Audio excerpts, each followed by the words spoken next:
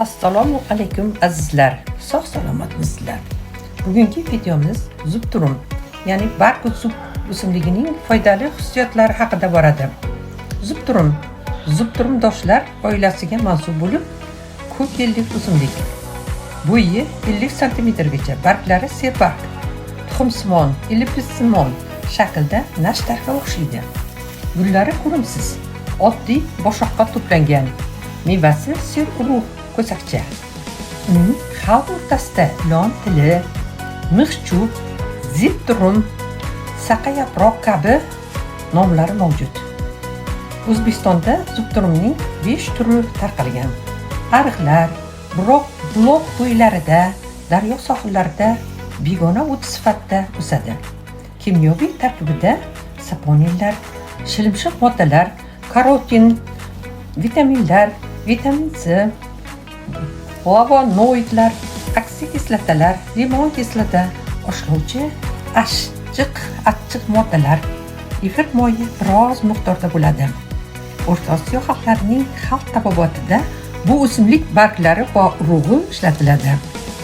Yo'talga qarshi, me'da-ichak va o'pka xavfli o'smalarida davolash uchun foydalaniladi. Bronxit shamlaganda balg'am haydovchi yallig'lanishga qarshi ta'sir qiladi. Sil bilan og'rigan kasalliklarga buyuriladi. Zaharli hasharotlar va ilon chaqqanda og'riq qoldiruvchi vosita sifatida qo'llaniladi. Yanchilgan urug'i surunkali ichkitarga yaxshi davo deb hisoblaydilar. Buyuk tabib Ibn Sino zubturum barglari yara va jarohatlarni bitiruvchi, qon to'xtatuvchi vosita sifatida yaralarning bitishiga ta'siri beqiyos.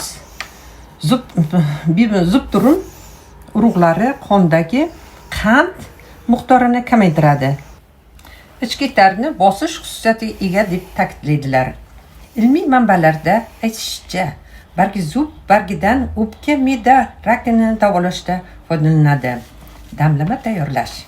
Buning uchun 20 gram 2 osh qoshiq miqdordagi zubturum bargini maydalab, sirlangan idishga solib, ustiga 200 ml qaynoq suv quyiladi va uni 20 daqiqa usti yopilgan holatda qaynatiladi.